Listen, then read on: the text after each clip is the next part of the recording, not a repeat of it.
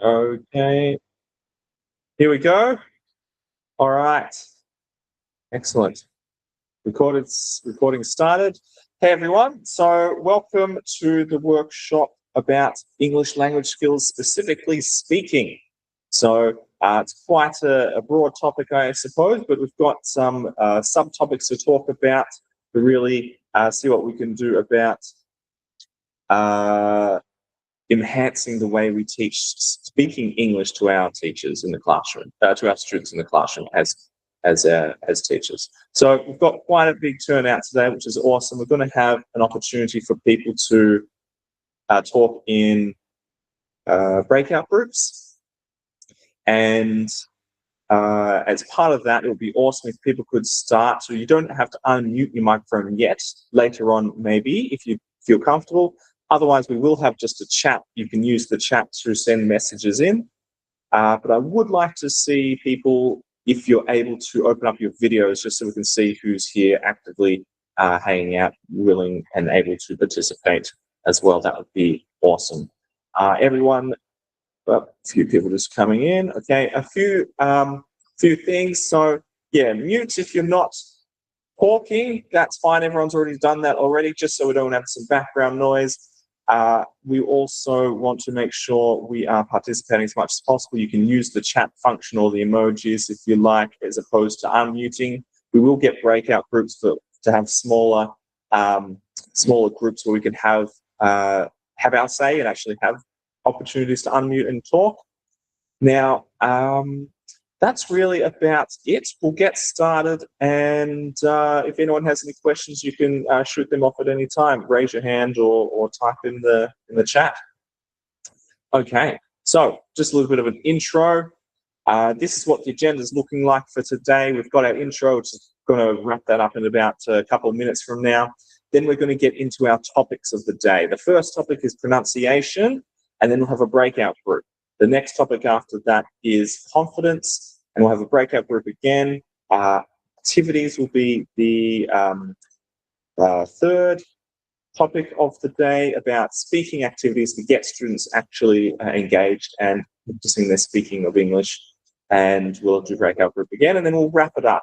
Those 10 minutes at the end may also just be used as a buffer if our breakout groups and discussions after the groups go for a little bit longer. So I won't keep this intro going too long, so we can maximize our conversation time. We've got a range of teaching experience in the room, from newer teachers to teachers who've been here for what seems like forever.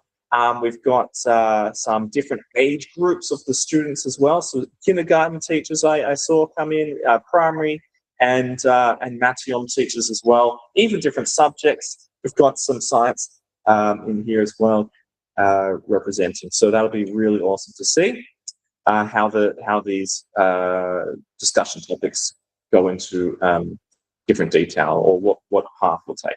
So without taking too much time, let's move on to the next part, our discussion topics. Just a little bit of a teaser here from pronunciation. Pre-K to M6, what's the best way to teach correct pronunciation? What are patterns that we see throughout all the age levels? Confidence, how do you give your students more confidence to speak in English? Activities, how do you engage students with the content and with each other as well? So let's continue on to pronunciation.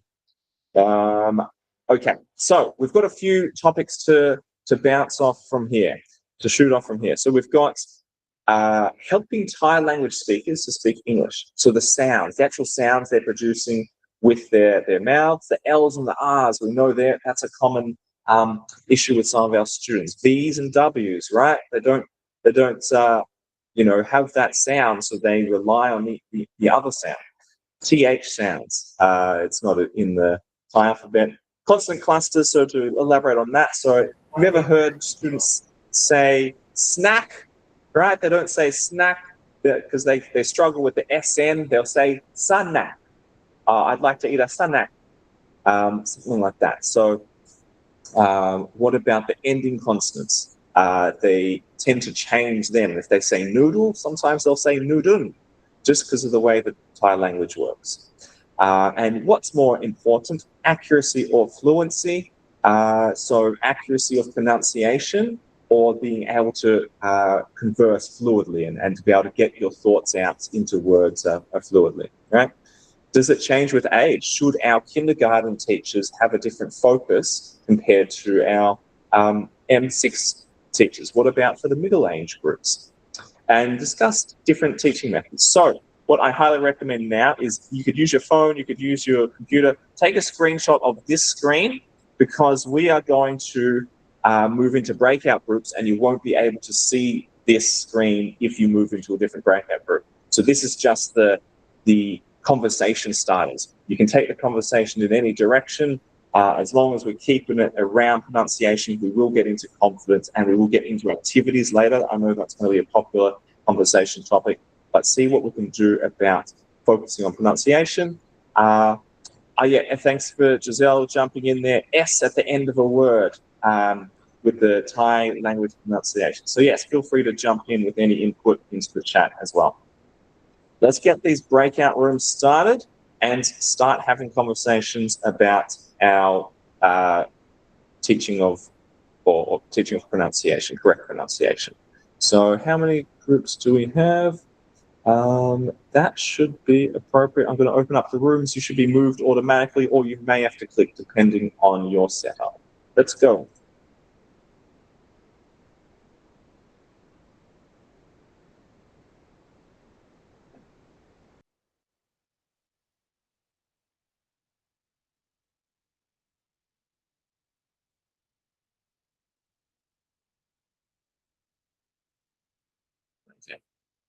I'm going to bring some people back here.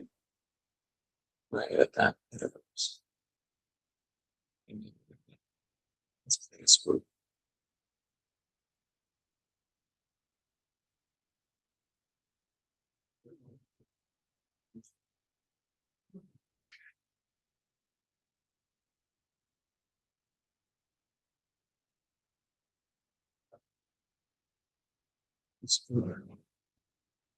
Needs to have some sort of recording.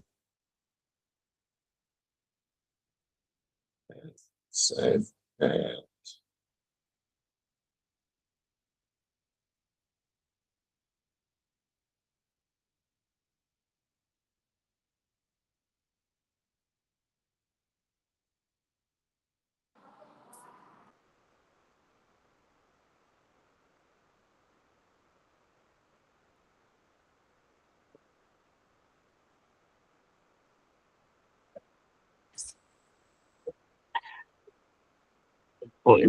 Were we supposed to go in here, Mark? How did we got I'm invited? not sure. Hello, everyone. Happy Wednesday. Happy New Year. Hello. Happy New Year. Hi, Fanny. Hi, Michelle. Hi, Jackie. Hi, Jessie. And regarding your question, Jackie. Okay, James is here. Thank you, our savior. Go, James.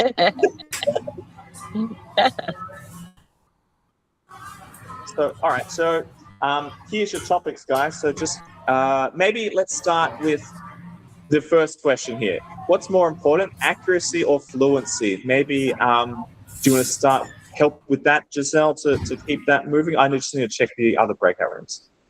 Yeah, no problem. And in my opinion, the priorities change as we go from kindergarten. Sorry, guys, it's quite noisy here in the head office.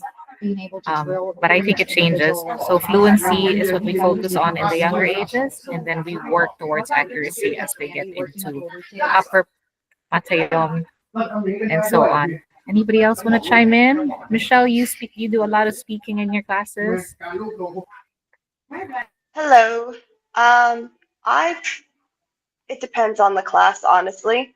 So in some classes, I'm working on making sure the pronunciation is good if they are my higher, more academically able students, and then if they are struggling, any type of fluency I try to aim for. So it just depends on the situation, honestly. You're right. Even with the same age group, what you're saying is there can still be a great variable in Oh, ability and yes. proficiency, right? Oh, yes. In certain classes, I have people that are probably high B2 to even C1 level to students that can barely put together a sentence in English. So that's my 2-5 class. So, but yeah, it just depends.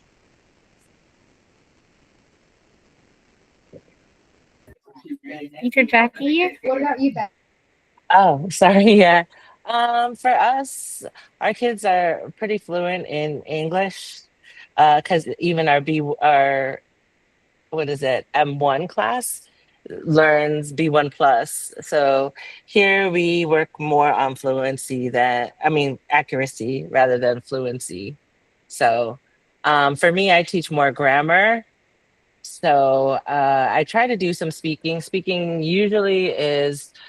practice is usually, I would say, with vocabulary, where my students have a really good handle on English. So normally what we'll do is we give them vocab words in groups, like break them into like 5 groups. They get maybe 4 or 5 vocab words each, and then they create a dialogue on their own in groups, and then they perform the dialogue in class. So that's usually how I do with speaking, because sometimes we don't have enough time to get to the speaking section in the actual gateway book. But that's what I usually do in my classes.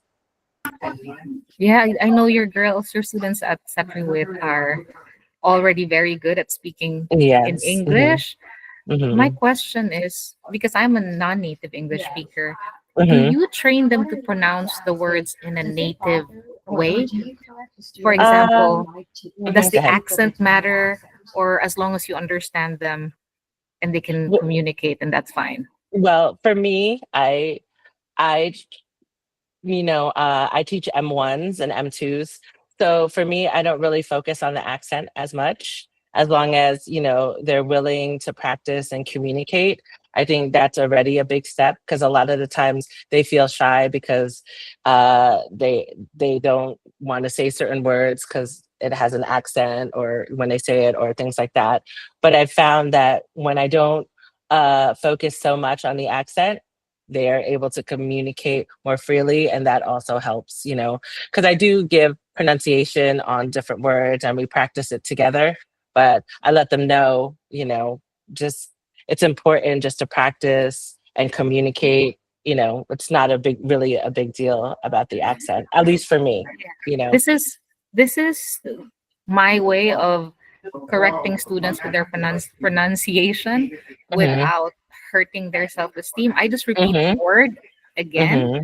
instead of telling them that they pronounced it wrong, because what we want to Hmm. avoid is hurting their confidence, right? Because that's Hmm. really what we try to build as the foundation, that they're Hmm. confident in speaking English, they're confident to make mistakes. Hmm. And yeah, so I think just repeating the word after they say it, I think that's Hmm. helpful. That would help me. Sometimes when they do speak with Anybody else want to chime in? Oh, somebody was Speaking saying, of, what was that? sorry, Giselle. Something that I found that helps with some of my students is having them shadow me, especially when we're reading. That helps a lot. They'll just follow me, especially with some of my more challenged students as well. Just having them right after me repeat what I'm saying, just following along. Agreed. Same. I feel like if it's completely wrong pronunciation, that's something different, but sometimes they just have the accent or the stress on the wrong syllable and things like that. So sometimes, like, I'll try to help them out. But honestly, here, I feel like, they feel more confident to share in the way that we're like handling it, you know. Just a Mm. just a quick show Sorry. of hands. Please raise your hand if you teach pronunciation by getting the kids to read phonetically. So there, like when we present our slides, some of the vocab words have the phonetic spelling next to it. Show of hands, does anybody find that to be effective? Andy teaches phonetic pronunciation. Okay. I find that, Andy, do you want to say something about taking the time to teach the kids how to read phonetic pronunciations? Is that worth doing in our classroom? Yeah, While it's you do totally that, worth I'll doing, but pull up a I'm slide. with students right now, so I can't really talk. Oh, okay, okay. Let me just But yeah, it's hugely beneficial. It's necessary, yeah, I would say.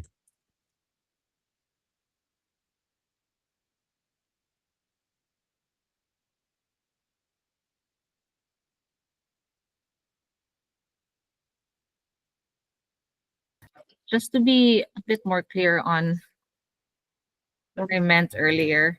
Um, I'm pretty sure this is what Andy uh, is talking about as well. So there are many different types of.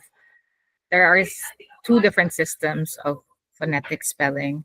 Um, it takes because my issue with this, it's like we're having to teach them a different language again, but the problem with English words is sometimes it's not pronounced the way it looks, right? And that's where phonetic spelling comes in.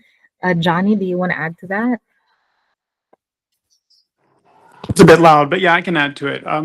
I spend a lot of time going over phonetics. Well, I teach Prathom 5 mainly, and but I do 6 reading, and a lot of words they'll go through and they'll say it as if they were reading it in Thai sometimes, or like James was saying earlier, they'll say "nudan" instead of "noodle," just because they're used to saying, there's an L at the end, that laling becomes nonu, like it becomes an N.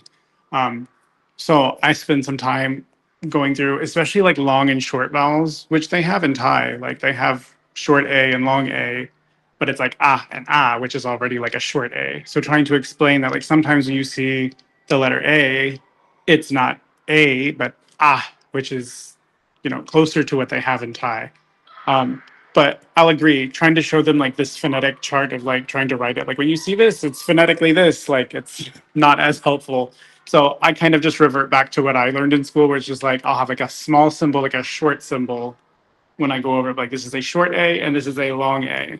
And usually they get that because yeah, in Thai they have a short A and a long A. But when it comes to like E and I, the long I sound, they get kind of confused because they just have Sara E, right? Which is like if they see an I, they want over to just E because when you read it, it comes out as E. But, Johnny, I'm gonna go out on a limb and say you can read and write Thai, yes, I can.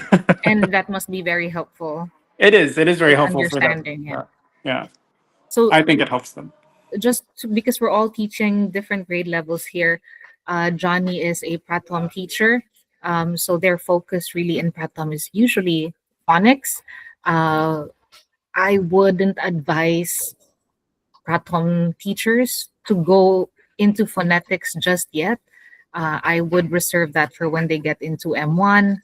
Um, I think, especially at VRU where Johnny's teaching, just getting them to sound out the letters, right? Just linking those letters is complicated enough for those students. So going back to what Michelle said earlier, it really depends on your students. But I highly recommend phonetic pronunciation and phonetic spelling for higher level students, maybe perfectly with.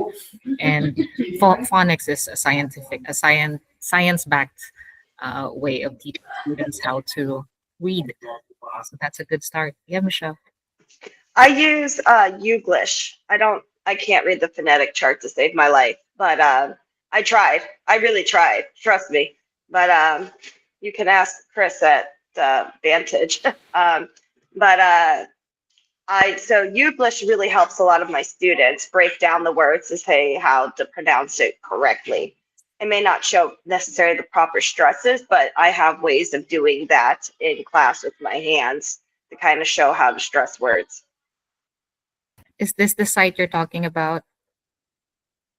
Yes. Yeah. So if I remember correctly, you type in the word here and then it'll give you the pronunciation and the phonetic spelling. So let's say watermelon.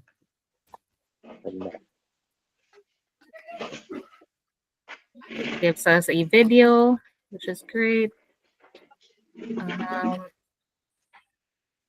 That's cool. Tap and read Can you write here. that into the chat? The specific URL? Is it just uglish.com?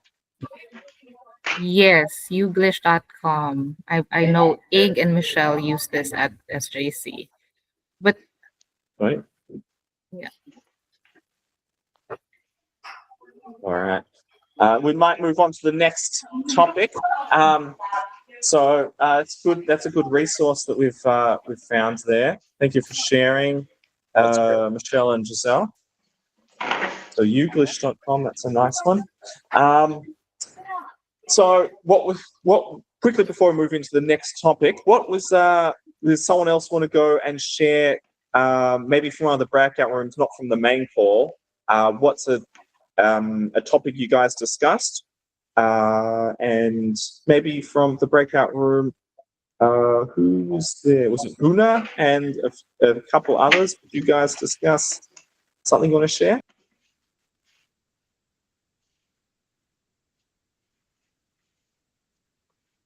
Henry, you can go ahead. Or Henry, sure.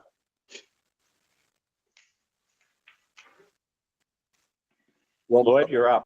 Well, my thought simply was that pronunciation is the lesser priority for me. That's why I'm really interested in the third breakout session, which is activities, because I find the issue is I need to get them to speak.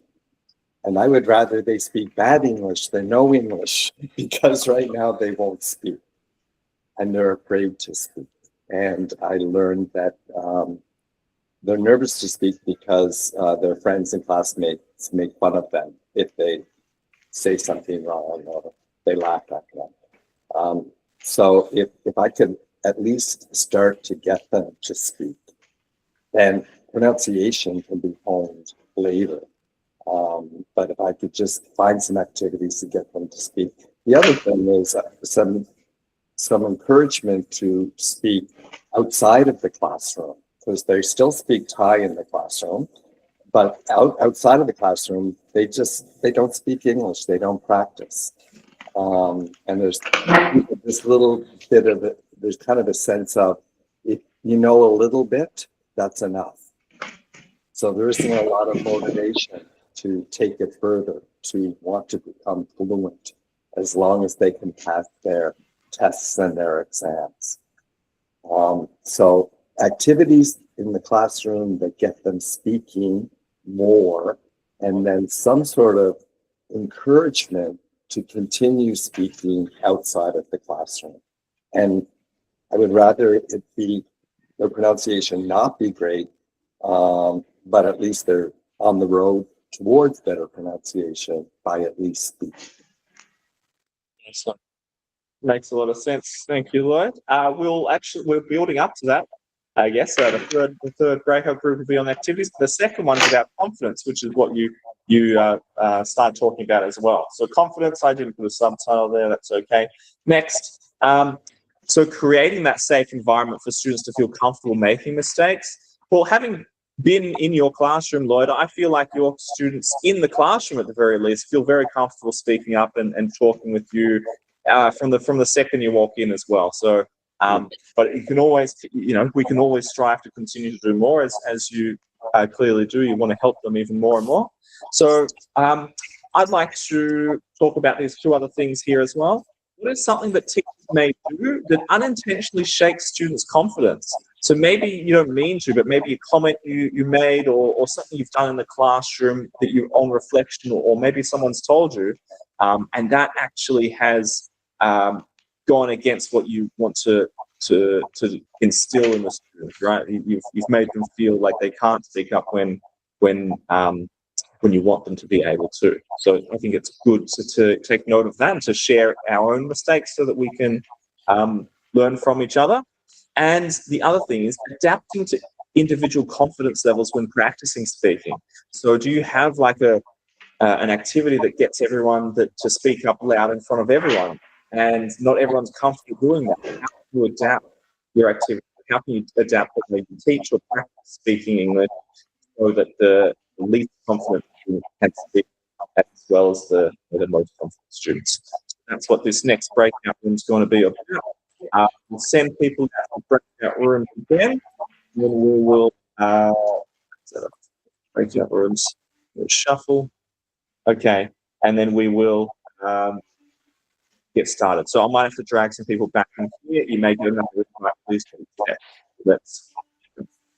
I take it you take a screenshot of this or a photo if you need to. Okay, let's go.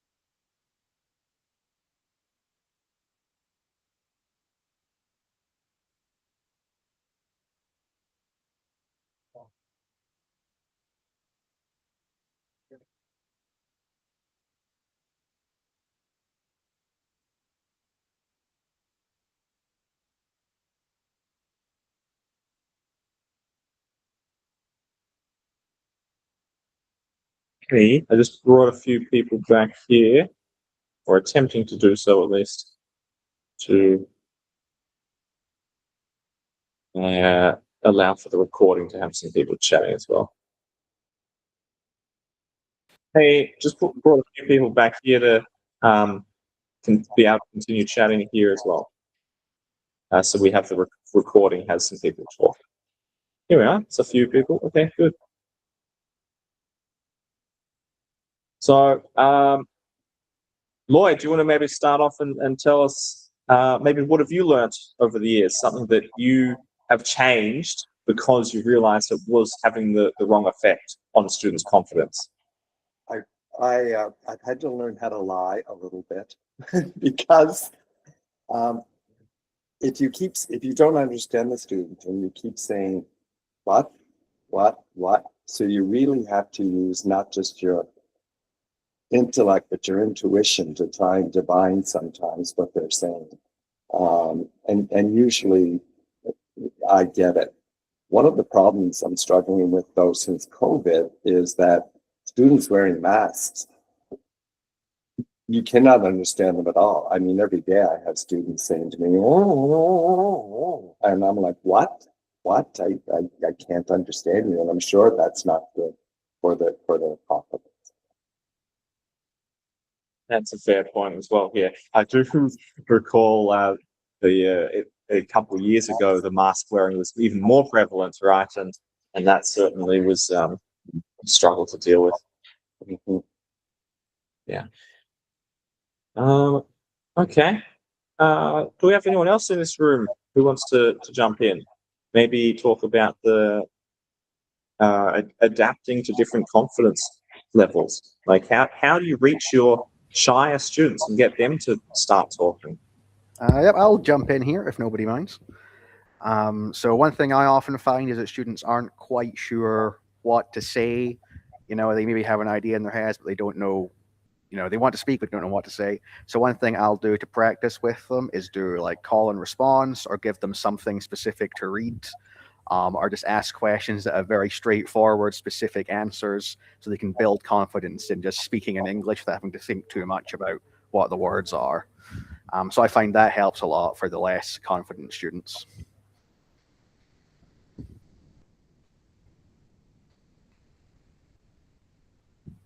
Yeah, I like the consideration that it's not just speaking is not just saying things or moving your mouth and having sounds come out, right? For them, they have to translate. They have to process what you've said in English, translate it maybe back into Thai, understand the question with the, you know, somewhat okay-ish, hopefully, translation they've done in their head, and then try translate that back again and to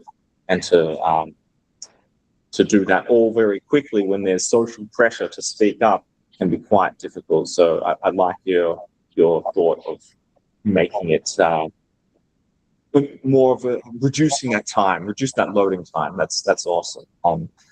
And you could also, I've learned to practice as a teacher and a trainer, to just wait and just give them that extra time where possible. Sometimes, you got to move a little bit faster, but where possible, just wait as long as you can so that they can get those words out. They can process the thoughts, and their own thoughts, and then put them into words. So, you're tackling that from a different perspective, Jamie, and I like that. Thank you.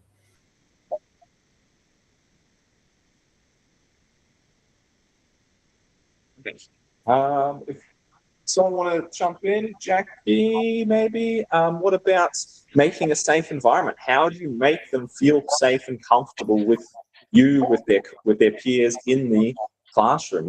What can we do to increase that?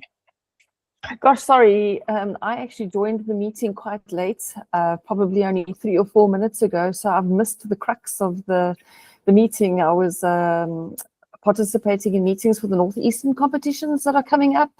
So I saw that you said you could join anytime. So I've just joined. So Yeah. I'm trying to quickly pick up the pieces where we stand. Yeah. Well, we've got some small topics that we're talking about. The current topic is just confidence and giving students the confidence to speak in the classroom. So on this page that I'm sharing at the moment, there's 3 particular prompts we can use to just start the discussion.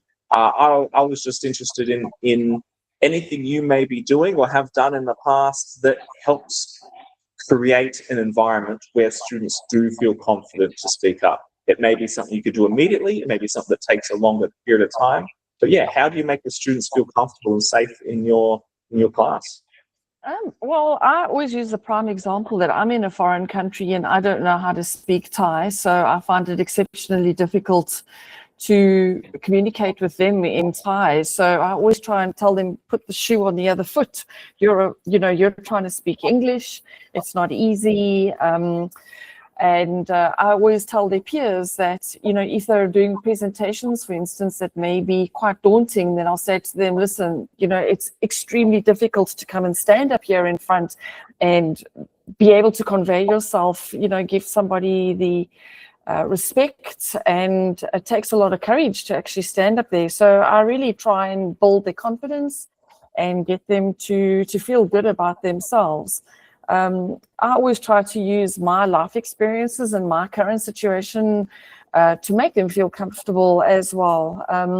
I think I can also associate with them quite easily because I have teens myself. So I always use real-time examples to make them feel comfortable.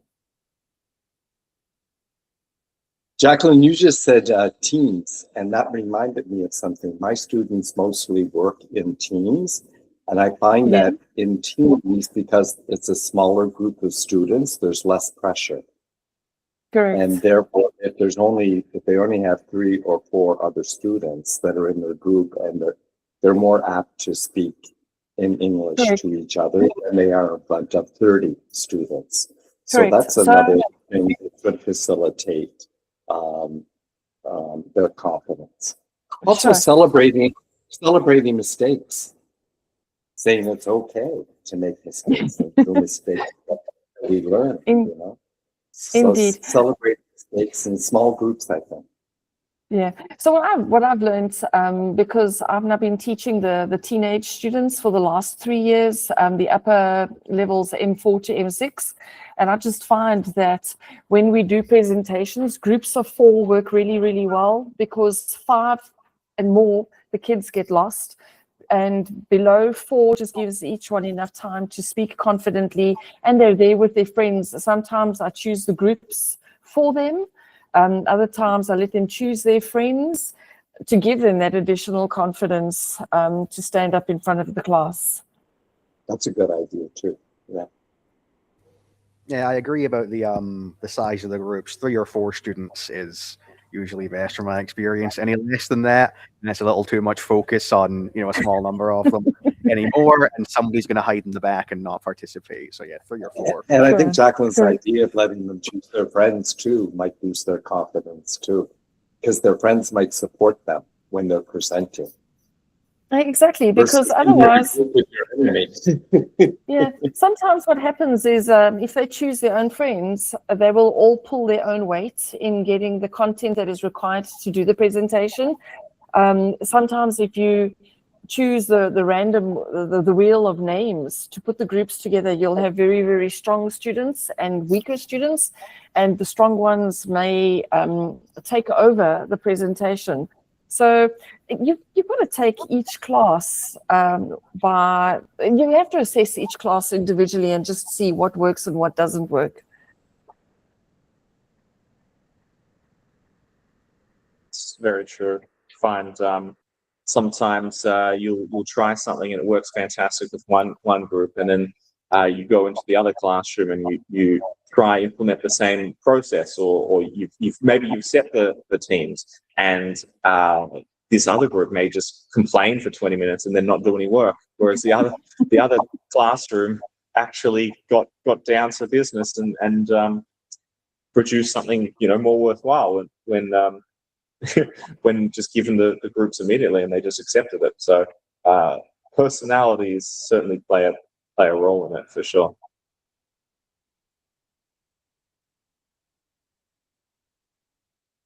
All right, I'll give us maybe a couple more minutes here. I'll just check on the other breakout rooms and then I'll close them and bring everyone back here.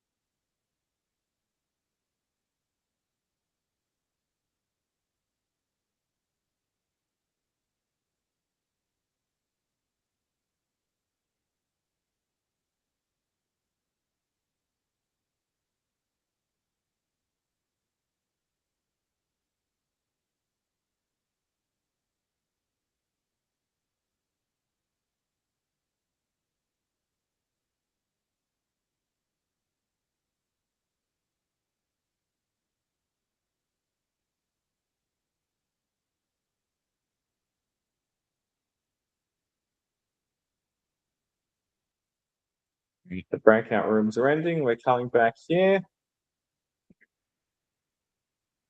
I think the part where we're going to get the most out of it is coming up, talking about activities. So let's start to have a bit of a look here. So basically, I've just categorized them into two different categories here. We've got the trusted go-to activities that help in a pinch to get students practicing speaking English. So that could be you haven't really planned much. You're just like, okay, we've got all this extra time, or maybe half the class is missing doing something, and you don't want to proceed with new content. What can I do to just get them up and doing something fairly quickly? So some really, really quick go-tos. And then the other thing is, what's something that you're really proud of using, like an activity that you've taken to spend time. You need to prepare. You've set it up. They've gone through. Maybe they've done like a little project, and then maybe it's ended up being this whole activity where they have to do some sort of speaking, and you feel like it was a really good hit with your students. You feel like you were happy with it. So what's your star activity, and what are your go-to activities? Those are our topics for this part. I'm just moving on now. I didn't want to do like a little summary of what we talked about with the confidence because I don't mindful of the time. But I will open up breakout rooms again and try and keep a few people in here to have the conversation continuing in this room, so the recording gets something to look at. All right, the breakout rooms are starting. See you shortly. We should start now.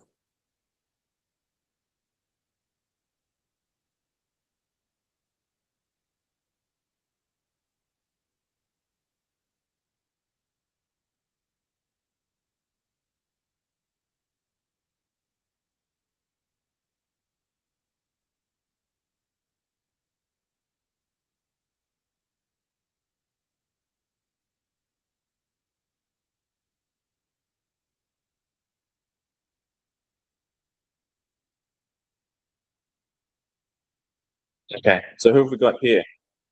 Is this working? All right. Who wants to start off? Who have we got? Henry. Please share with us some of the activities you've used. So I've shared about confidence, and I think the main thing that I actually discovered is that when I go into class, sometimes the students, they are just closed like a book, and in order for them, to actually experience and then present what I want them to do, then what I will let them talk randomly, and I would like to them to answer, and if they are not effective, or if they say the incorrect whatever sentences or phrases, I will use 2-3 other students, and then I will go out in reverse so that I can go back to the first student, so that the student can actually present what I want them to know. And by doing that, it creates fun in class, it creates challenges, but at least on the end of the day, the student can feel proud of him or her to say, but I have achieved it. And the teacher always provides support in that regard. I think it's good to find different ways to support them and to build up that confidence there. What about some activities, like a specific thing like you get students to do? I might just start with one that I learned and I saw from another teacher, which was quite effective. Just having like a soft toy and starting like a hot potato, and literally just going around the room, and students have to pass the soft toy or the hot potato around the room from one person to each other to the next. But as they receive the hot potato, before they can throw it across to the next person, they have to say one of the vocabulary words that they're learning for that unit. So that's some way to get them practicing. It's also remembering the vocabulary word, but it's helping them just the pronunciation as well, and practice speaking up. And so that was a fun activity. The kids seemed to really enjoy that. What other activities can be used, or have you guys used before? I've used one where the kids, I'll ask them to either use one of the vocabulary words or just any, maybe 6 or 7 words that they are comfortable using, and then they get to turn it into a story or a sentence, either in small groups or with like the entire class. So if we're talking about like planets or something, they can just start listing out planets and then they have to come back together and make a story using the planets. They can make it funny, goofy, or whatever else, and then like kind of like turn it into a full activity. Or similar with the hot potato one, instead it's like a story time. So one person, it's kind of like a campfire. One person starts with the story, and the next kids just keep adding and adding and adding onto it. And if it gets too easy, you can kind of throw in like, all right, in the next 3 rounds, someone has to include an umbrella in some part of the story, and then just keep making it build and grow. Nice. I used to do one word stories as an icebreaker for just groups, like training groups and stuff. So everyone just goes around the room and you add one word to the story and you just continue on. It can be silly, can be funny. So that sounds similar, and I like that. I'd like to see the students be able to incorporate specific words into that. I think that would make for some funny, like, or interesting stories.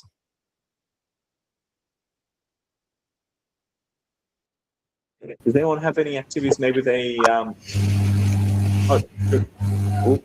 gonna jump in there, Charlie? Is that Yeah, just at Christmas, I think make it fun, which I thought was really effective, and everyone was engaging. Have you seen on YouTube where I think it's a hit on TikTok as well, where you have to say like fat cat bat, like it rhymes and chant, and I've done that at Christmas, and like the whole class was doing it, and it was great to watch that everyone was engaged and everyone had a smile on their face.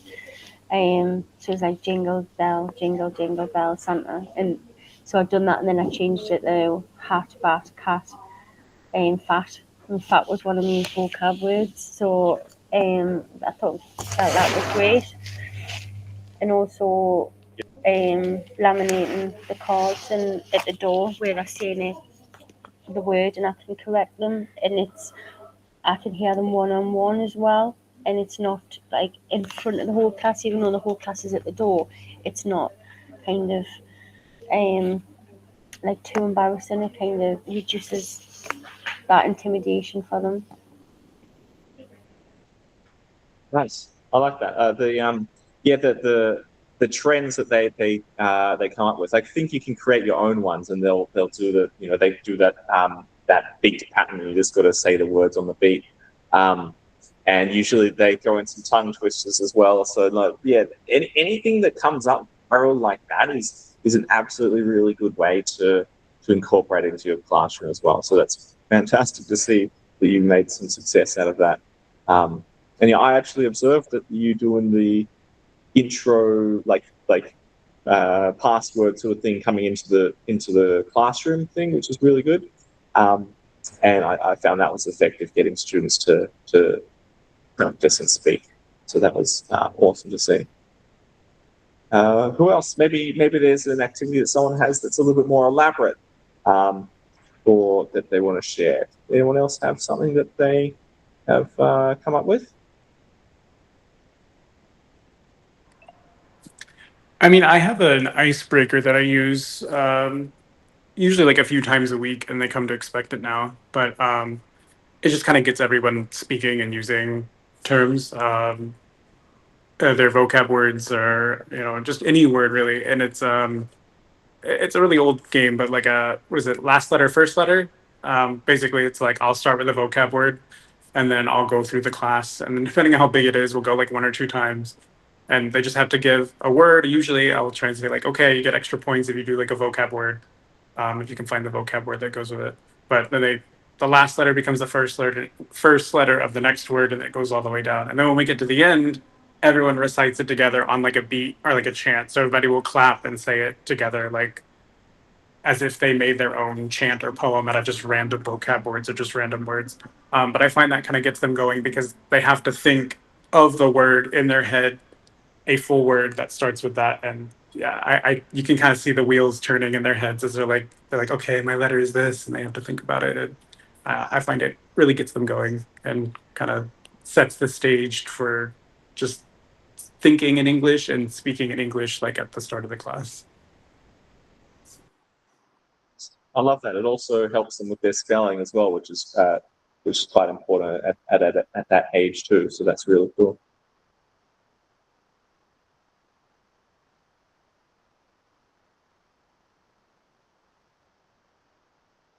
Well, sometimes the activities don't have to be like full on like activities. Like you can just include, and I know a lot of teachers do this, like your simple think, pair, shares. So getting your students to think about something you've just presented to them and then pair up and talk about it with each other and then share with the whole group, like a few people or a few pairs would share with the whole group as well. So something like that can also help them practice a little bit of speaking. You can encourage them to speak in the pairs in English if possible. And of course, when they speak to the whole group as well, there's another opportunity to speak in English. What are some other activities we may have planned? Anyone else? Jacqueline, perhaps, or what else do we have in this room? A lot of my talking really goes around presentations. We have really, really interesting content and really nice topics. And the kids do enjoy presenting their findings about it. You know, we'll do like international transport, different kinds of transport you'd like to experience maybe in Cambodia or Brazil or in Europe or whatever the case may be. And the kids get quite excited about it. To try and get my children to talk in class, they're so invested in their cell phones. It's a bit difficult to get them to chat sometimes. So I really just find a lot of my speaking comes through presentations as such. They're very nervous to actually talk in front of their peers. I use the wheel of names from time to time. And if somebody is absent, then by default, I'll just choose the number above or below. So they have a bit of a freak out, but in a fun way, because now they don't know, am I going to say step it up 2 names or step it down 1 name, whatever the case may be. But yeah, it's just for me, a lot of my work is presentation based. Based on the topics that we're discussing. And as I mentioned, we have really, really interesting work. So I would say 9 out of 10 times, the presentations are really, really successful and good content actually comes out of it. Yes, that's good. Yeah, with like longer projects, it's certainly a good opportunity for that that culminates in a presentation. Because usually, as you said, if they've managed to have their own input into it, like it's a place that I want to go to or whatever, they're more invested in it, they're more interested and engaged and want to talk about it or feel more comfortable talking about it at the very least. So that's a really good point. You know, the other subject that I teach is, English through science, which is a very practical kind of subject. So it's not theory heavy like physics or chemistry. And we do, at the beginning of each unit, there is a project page. And that encourages a lot of communication because either the project is independent. For instance, like making ice cream would be an individual project because the kid makes their own ice cream. So it gets them to talk a lot in groups. Or it could be a project like building a bionic hand out of cardboard. And that would be groups of 3 or 4 that tests not only their speaking skills, but also tests fine motor skills and problem solving. Gets them really chatty. So the English through science subject is a really, really good one for me. It's quite nice. It's a very interactive subject that we do. Nice. Yeah, and sometimes depending on the unit of like just for a regular English, just for the units of the point of time of the year that you have to teach, sometimes you can lean into those kinds of other subjects as well. So if you've got something to do with countries or transportation, you can lean into like something a bit more like social studies or geography, right? if you've got something to do with space, you can lean into science more. So I think taking the content and finding different ways to create a theme around it and to really enhance the existing theme can be beneficial where possible. Let's bring the other groups back, and we will just have a little bit of a chat and see what their conversations were about in terms of activities. So another 30 seconds. I thought of another kind of icebreaker-ish style game, but I've also used it for review, or another kind of way to use it for review is getting students to run around the room and find people, like other students. So they could be running around the room and they could be finding another person who likes spicy food or something like that, or hates pizza. Or I use it in another sense where I've got vocabulary words printed out on little notes, and then you have one vocabulary word on one, and then the picture of that vocabulary word, and then the description of that vocabulary word, or that vocabulary word in a sentence or something like that. And then you give them all one little flashcard, and then you tell them to go run around and find their trio, so they have to go talk to people about it as well. So those are small little talking opportunities that they have that aren't necessarily higher pressure or speaking in front of the whole class. So those are good opportunities. So some of the breakout rooms, did you guys want to share some activities before we finish up? What was something that stood out from your discussions? Anyone can jump in, just start speaking. I talked about my question of the day, how I always ask a question of the day. For example, it could be something very open-ended, like what you can only buy 3 things from 7-Eleven. What 3 things do you buy? And they have to be very specific. If you get Lay's, is it regular, barbecue, sour cream and onion? Or open-ended questions like, what are these 3 stuffed animals talking about? So this was one of the things I said. It's awesome. I like that. It allows them to kind of also use everyday language as well, not just the vocabulary, Thai vocabulary. They get to practice using other words as well, make up their own sort of story. That's cool. What else do we have?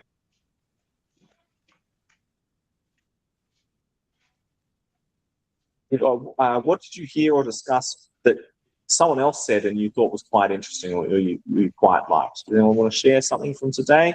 We're finishing up now. It's 4 p.m. So let's get in a few messages about what we learned, what we heard from other people that we'd like to try, and then we'll finish up.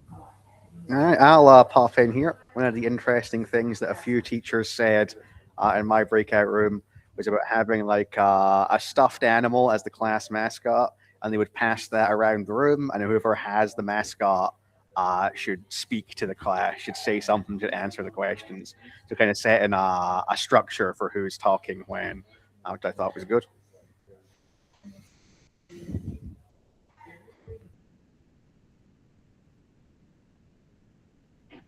Yeah, I suppose that brings some personality into the room as well. Like it's this stuffed animal has become a personality there. Anyone else want to jump in before we head off? You can feel free to unmute, but otherwise, that's it for today. And it's basically thanks for joining. So many people joining in today. I will send out certificates once I've organised a list of people who joined and all that, and you should receive them in your BFITS email. Jackie, jump in. Cool, thank you. Bye. All good. Thank you very much, James. Thank you. Thank you. Thank you. Cheers.